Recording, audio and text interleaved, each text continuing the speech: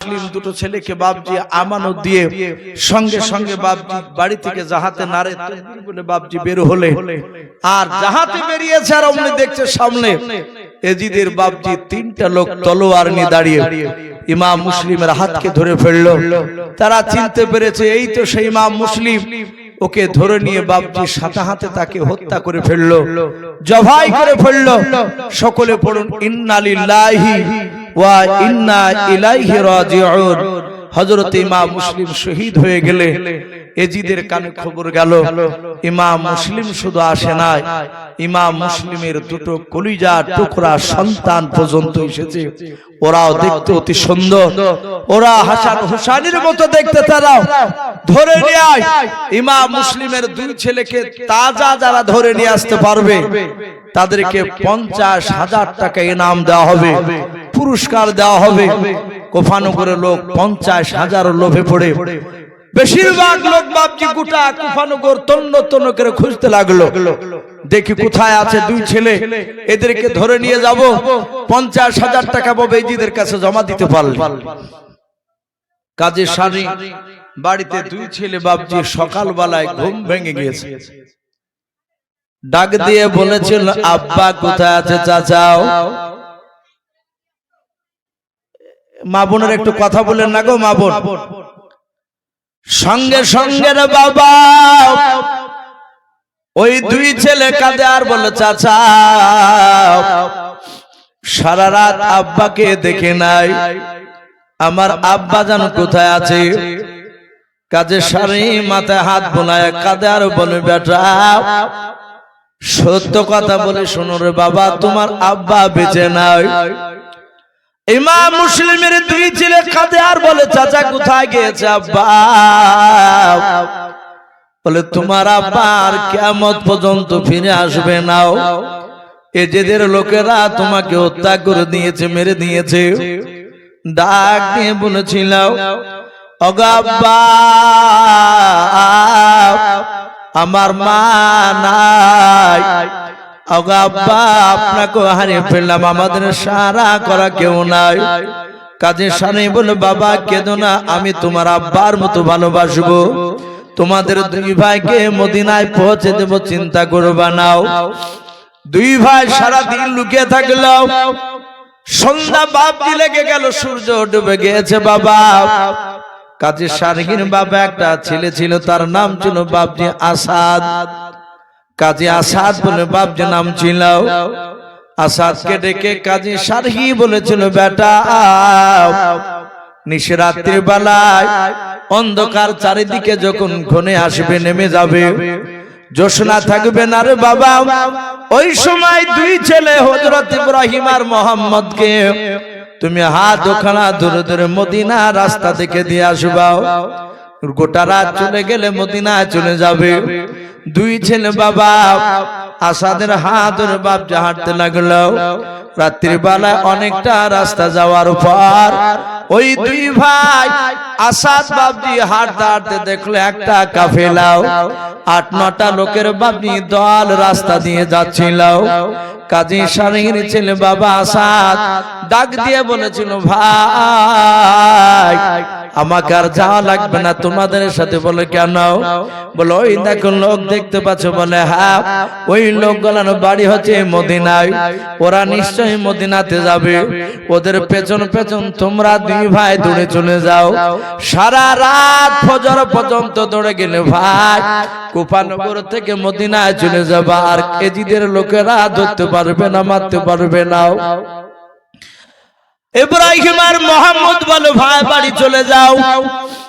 হযরত ইব্রাহিম মোহাম্মদ তাদের বাপজি কাছে যাওয়ার জন্য দৌড়াতে লাগলো। কিছুটা দূর যাওয়ার পর চৌরাস্তার মোড়ে গিয়ে বাপজি তারা অদৃশ্য হয়ে গেল, আর দেখতে পাই না। তারা বাবা আলোচনা করে ভাই দেখতে পেলাম না। মুফাসসিরিনে কেরাম লিখেছেন বাবা ওই মানুষগুলো পৃথিবীর মানুষ নাও, তারা ছিল বাপজি ফেরেশতা, মানুষ রূপ ধারণ করে হাঁটছিল। কিন্তু তারা বাপজি আর দেখতে পেল না। সারা রাত বাপজি দৌড়ে দৌড়ে বাবা ইব্রাহিম আর মোহাম্মদ দুজনের বাবা হাঁটতে পারে না, পা ফুলে যায়। মোহাম্মদ বলে বড় ভাই আর চলতে পারি না। বড় ভাই ডানা খানে ধরে বলে ভাই আর একটু সামনে চলাও। অনেকটা দূরে যাওয়ার পর ইব্রাহিম বলে মোহাম্মদ ভাই আমরা মদিনা রাস্তায় চলে এসেছি, আর কোপানো করে নাই, চিন্তা নাই। সূর্য বাবা উদিত হলো, লালে দেখা দিলাও। হঠাৎ করে চারিদিকে লক্ষ্য করে দেখে বাবা মদিনার কোন আলামত নিদর্শন দেখতে পাওয়া যায় না, নিশানা পাওয়া যায় না। ইব্রাহিম বলে ভাই মোহাম্মদ আমরা মনে হয় মদিনাতে যেতে পারি না, কোপানো করে আমরা ভরা আছি। ভাই রে আর দিনের বেলায় দৌড়ানো যাবে না। বলে কোথায় যাবা? বলে আমরা শুনে নাও রে ভাই, চলো আমরা যে কোনো একটা গুহার ভিতর নয়, চলো আমরা গাছের গুড়িতে, আমরা গাছের উপর ডালে বসে থাকবো। দুই ভাই বাবা একটা জঙ্গল দেখলাম, ঝর্ণা দেখতে পাচ্ছে জঙ্গলের ভেতরে। ঝর্ণার ধারে বাপজি একটা উঁচু গাছ, ঝুপড়ি টাইপের মতো। কেতাবে লেখা আছে বাবা দুই ভাই ওই গাছের ডালে বাপজি উঠে গিয়াও, দুই ভাই গলা ধরে বাপজি কান্না করে। ছোট ভাই বলে বড় ভাই আর দৌড়াতে পারি না। ছোট ভাইকে বড় ভাই ডাক দিয়ে বলে ছোট ভাই রে আমি তো তোমাকে কোলে করে নিয়ে দৌড়াতে পারবো না। ভাই আজকে রাত্রিবেলা দুই ভাই কষ্ট করে দৌড়ে যাব, আমরা কোপানগর থেকে মদিনায় চলে যাব। রাত্রিবেলায় নাই বাবা, দিনের বেলায় ওই গাছের ওপরেই বাপজি তারা বসে বসে কাঁদছিল। আর ওই সময় এক বাপজি না প্রথমে গাছে নয়, প্রথমে বাপজি গুহার ভিতর তারা লুকিয়েছিল। মোহাম্মদ আর ইব্রাহিম দুই ভাই গুহার ভিতর বাপজি গর্তে লুকিয়ে আছে। মোহাম্মদ ডাক দিয়ে বলে বড় ভাই গরমে পাথর তেতে গিয়েছে, থাকতে পারি না, একটু মাথা তুলে দেখো, আমরা গাছের ছায়াতে একটু আরাম করব। জঙ্গলে মানুষ ঢুকলে আমরা আবার গুহায় লুকিয়ে পড়ব। ইব্রাহিম ডাক দিয়ে বলে মোহাম্মদ তুমি বেরো বানাও, আমি মাথাটা বের করে দেখবো, মানুষ না থাকলে তোমাকেও ডেকে নেব। যাহাতে বাপজি বড় ভাই মাথা খানা বাপজি বের করেছে রে বাবা। সঙ্গে সঙ্গে বাবা বেঈমান এজিদের লোকেরা চুলখানা ধরে নিয়েছে। ডাক দিয়ে বলে ভাই তোর নাম কি? যারা ইমানদার হয় বাপজি তারাও জান চলে গেল, মিথ্যা কথা বলবে না। ইব্রাহিম ডাক দিয়ে বলে আমরা ইমাম মুসলিমের ছেলে, আমার নাম ইব্রাহিম। ডাক দিয়ে বলে তোর ভাই মোহাম্মদ কই? বলে গুহাতে লুকিয়ে আছে। মোহাম্মদকে বাপজি টেনে নিলাও।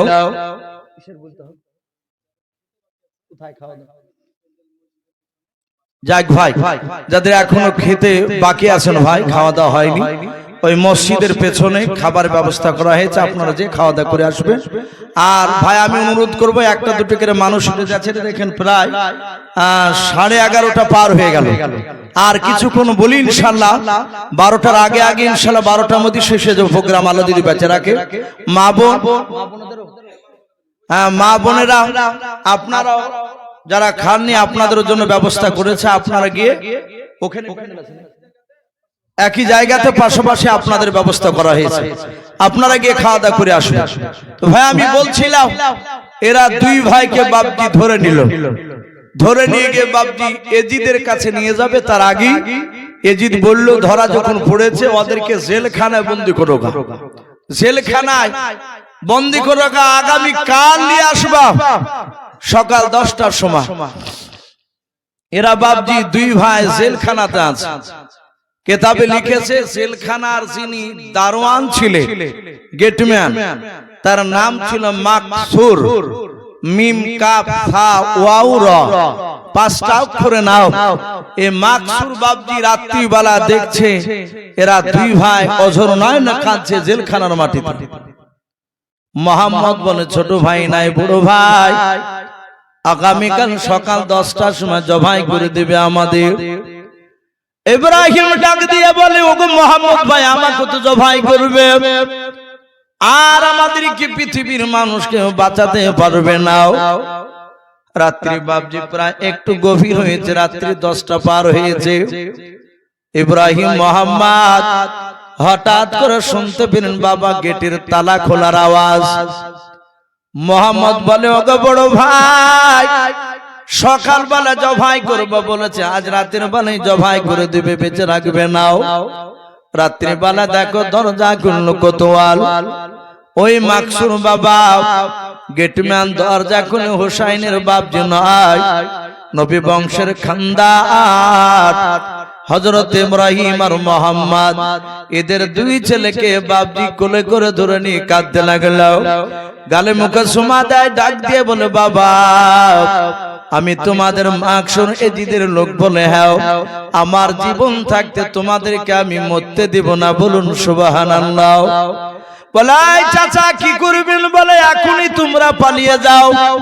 বলে, চাচা সকালবেলা যদি জেলখানা আমাদের দুই ভাইকে নাও পাই, আপনি কি বলবেন? বলে, মিথ্যা বলবো না, সত্য বলবো, ছেড়ে দিয়েছে। বলে, চাচা আপনাকেও বেঁচে রাখবে নাও। বলে, আমি জীবন দিতে রাজি আছি বাবা, তোমাদের কারণে চিন্তা নাই, তবে আমি তোমাদেরকে এদের হাতে মরতে দিব না। এই রাস্তা দিয়ে সোজা দৌড়ে চলে যাবা। মাকসুর ডাক দিয়ে বলেছিল, বাবা তোমরা যখন কোফানগর থেকে বেরোতে যাবা, একটা গেট পড়বে রে বাবা, ওই গেটম্যান যিনি আছেন তিনি হচ্ছেন আমার বড় ভাই, তার নাম হচ্ছে কোতোয়াল। বড় ভাই আবার তোমাদেরকে ধরে আমার কাছে নিয়ে আসবে, কিন্তু বাবা যখন তোমাদেরকে ধরবে গেট দিয়ে যাবা, পার হতে গেলে ধরা পড়ে যাবা।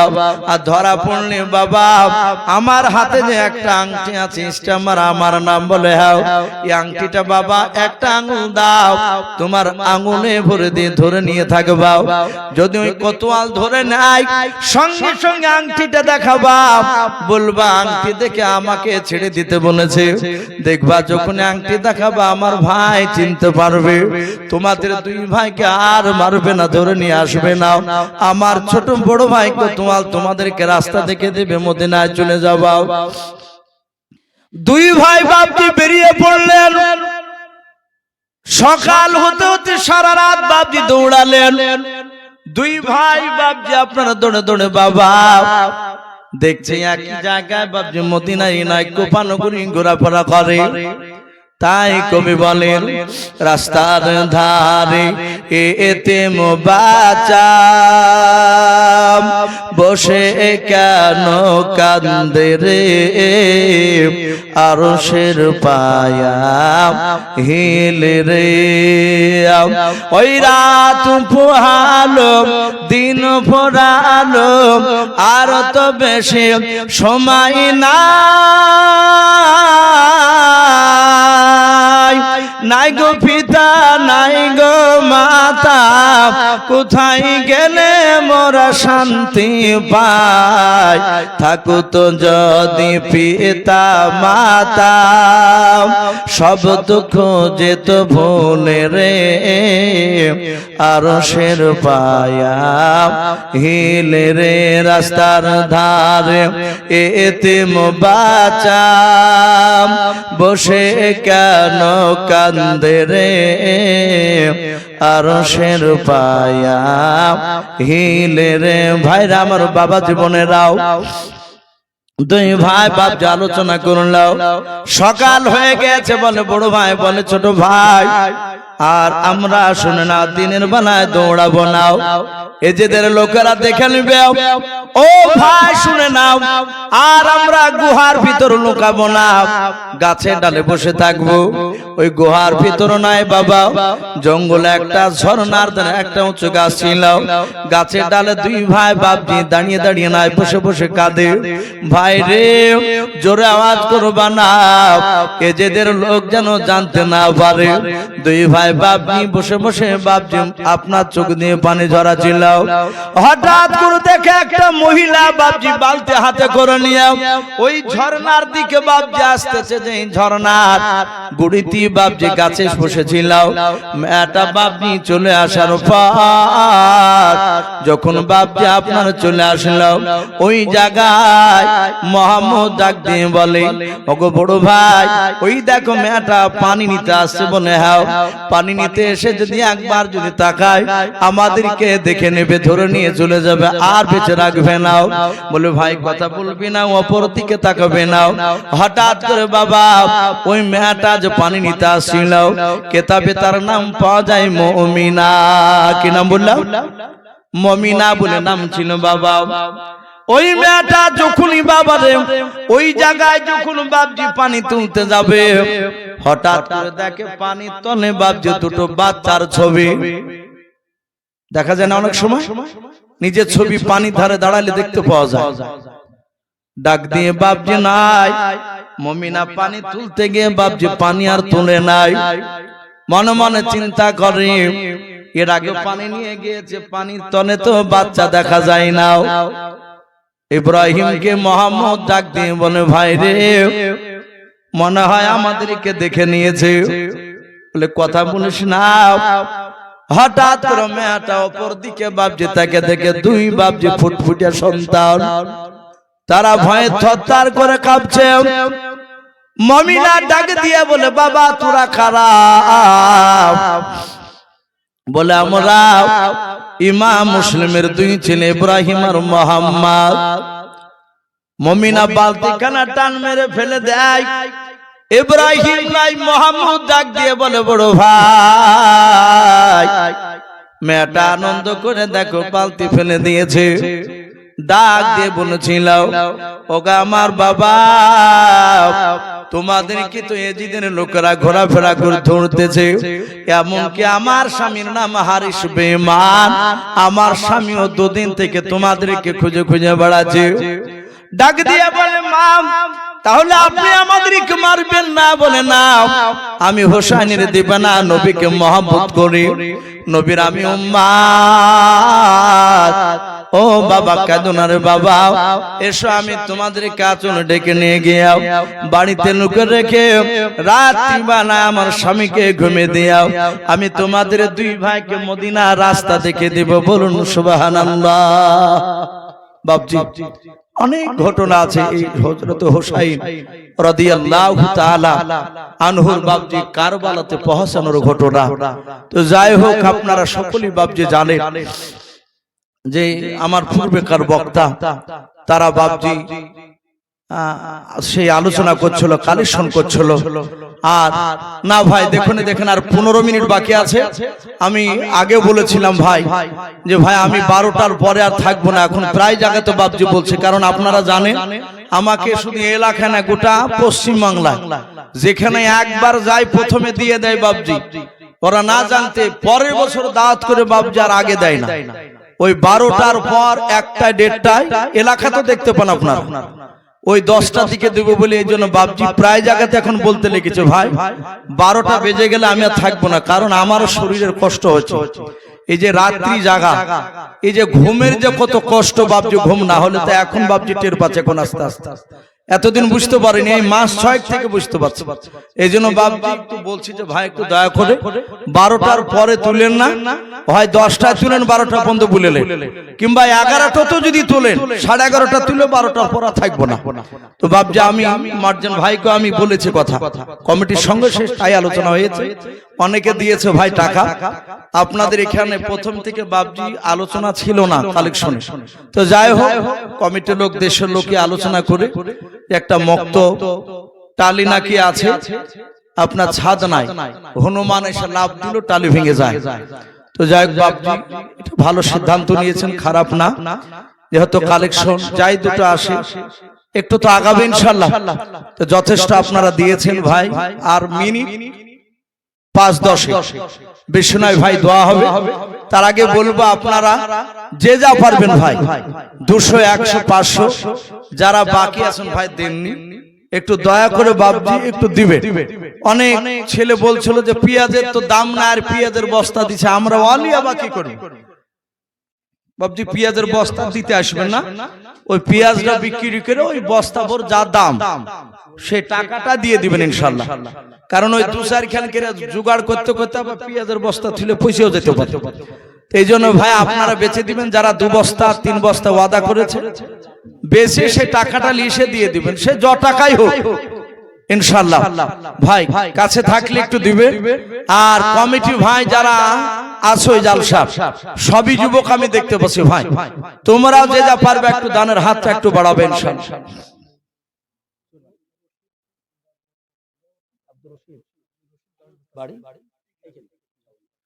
আব্দুর রশিদ সাহেব তিনি 10 বস্তা সিমেন্টের দাতা, বলুন মারহাবা।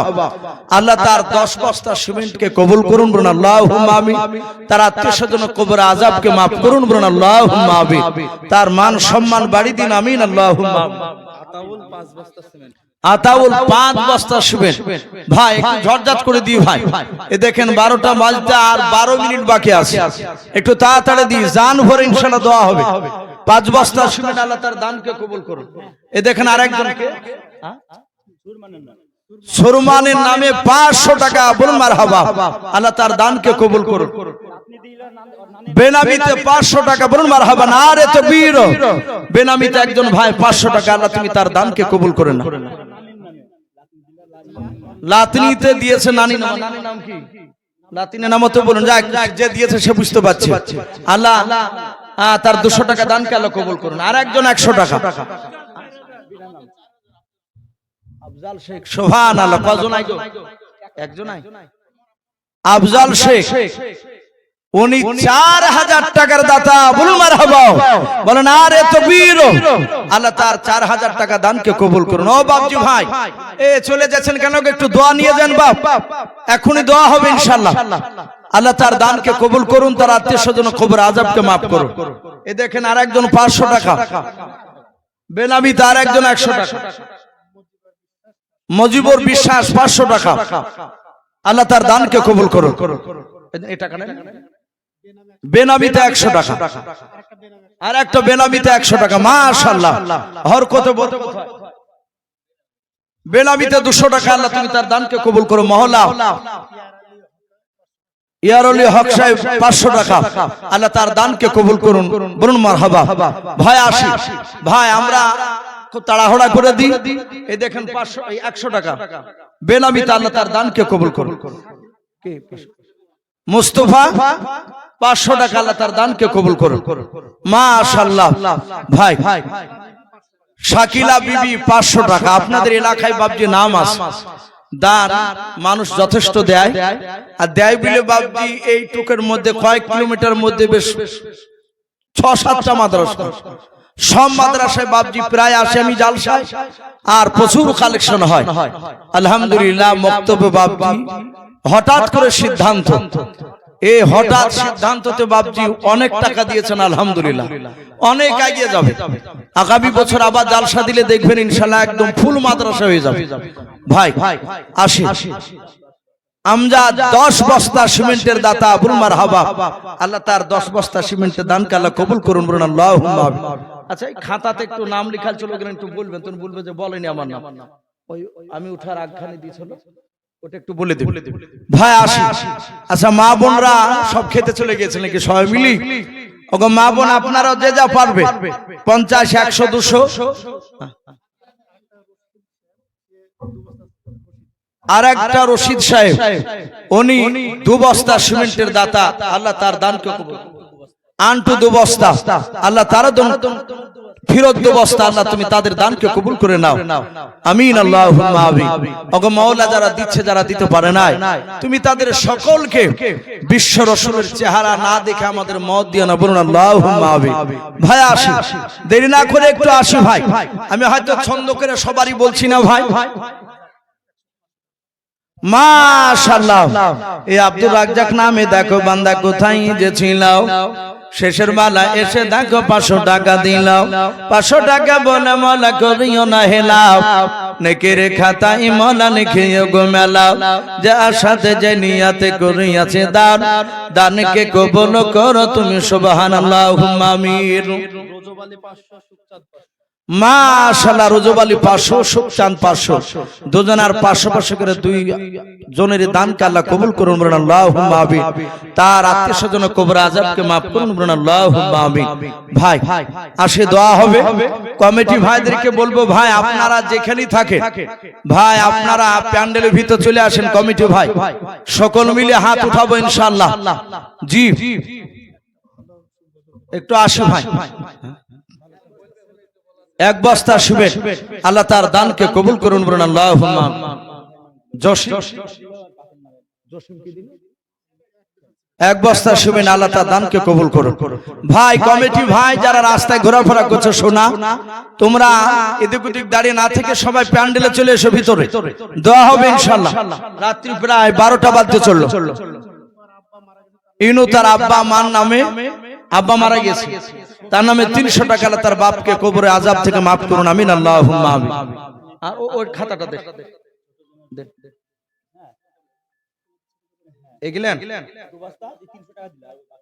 দেখেন। ওয়াদা মিমরাজ 1 বস্তা সিমেন্ট, মরিয়ম 1 বস্তা সিমেন্ট, সারফন বিবি 2 বস্তা সিমেন্ট, বেনামিতে 2 বস্তা সিমেন্ট, আফিয়া 2 বস্তা সিমেন্ট, হাসিনা বিবি 2 বস্তা সিমেন্ট, হাসান নগদ 200 টাকা দিয়েছেন, শাকিলা বিবি 500 টাকা। এগুলো হয়ে গেছে তো নাকি?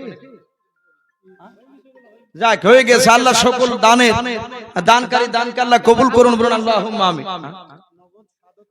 নগদ শাহাদত 500 টাকা, আল্লাহ তার দানকে কবুল করুন, আমিন আল্লাহুম্মা আমিন। ভাই দোয়াতে দোয়া হবে ইনশাআল্লাহ, খাস করে দোয়াতে ভালো করে দোয়া হবে। 300 টাকা নগদ কে দিয়েছে? শ্বশুর শাশুড়ি ছেলের নামে 300 টাকা দিয়েছে। আল্লাহ তাদের দানকে কবুল করে নে মওলা। তুমি তো দেখতে পাচ্ছ, আমি না ভুলে গেলে তুমি তো ভুলো নাই, যাকে বলতে বলেছে সে হয়তো আস্তে আস্তে ভুলে গিয়েছে। আল্লাহ তুমি তো আলিমুল মিজাতিস সুদূর, তুমি সকলের অন্তর তুমি জামি। আল্লাহ যারা যে নিয়তে দান করছে উদ্দেশ্যে, তাদের কবরে আযাব maaf করে দাও, তাদের উদ্দেশ্য পুরা করে দাও, বলুন আল্লাহুম্মা আমিন। মাশাআল্লাহ 2 বস্তা সিমেন্ট দিয়েছে না? যাক, আর 1 বস্তা সিমেন্টের দান দিবে। 3 বস্তা 300 টাকা নগদ দিয়েছে। আল্লাহ রাব্বুল আলামিন তাদের দানকে কবুল করুন, বলুন আল্লাহুম্মা আমিন। ভাই আসে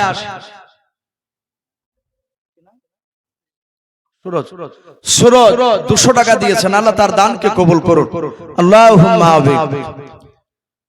আই মোহাম্মদ জগত উজালাও, আই মোহাম্মদ জগত উজালাও, কমলিয়া আলা তোমারি নাম, এ মদিনাতে তোমার নামের ডঙ্কা, হযরত ওয়ালা তোমারি নাম, মদিনা আলা তোমারি নাম। এতিম হয়ে আসলেন ভাবে, এতিম হয়ে আসলেন ভাবে, আলামিন উপাধি তোমারি নাম, এ মক্কাতে তোমার নামের ডঙ্কা, হযরত ওয়ালা তোমারি নাম, মদিনা আলা তোমারি নাম। ভাই যারা বাকি আছে আর 1-8 মিনিটের মধ্যে ইনশাআল্লাহ দিয়ে দে। ভাই আমরা সকলেই একবার দুরুদ ইব্রাহিম পড়ে নি। দুরুদ পড়লে দোয়ার আগে সে দোয়া আল্লাহ কবুল না করে থাকতে পারে না। তাই সকলেই নামাজ 2 বস্তা শুবে, আল্লাহ তার দানকে কবুল করুন। ভাই সকলে দুরুদ ইব্রাহিম পড়েন। আল্লাহুম্মা সাল্লি আলা মুহাম্মাদি ওয়া আলা আলি মুহাম্মাদ কামা সাল্লাইতা আলা ইব্রাহিম ওয়া আলা আলি ইব্রাহিম ইন্নাকা হামিদুম মাজিদ। আল্লাহুম্মা বারিক আলা মুহাম্মাদি ওয়া আলা আলি মুহাম্মাদ কামা বারাকতা আলা ইব্রাহিম ওয়া আলা আলি ইব্রাহিম ইন্নাকা হামিদুম মাজিদ সাল্লাল্লাহু তাআলা আলাইহি ওয়াসাল্লাম। ভাই যথেষ্ট আলহামদুলিল্লাহ দান করেছেন, আল্লাহ সকলে দানকে কবুল করুন। দোয়া হবে, আমরা সকলে বাপজি একবার তওবা করে নি। আস্তাগফিরুল্লাহ রাব্বি মিন কুল্লি যামবি ওয়া আতুবু ইলাইহি লা হাওলা ওয়া লা কুওয়াতা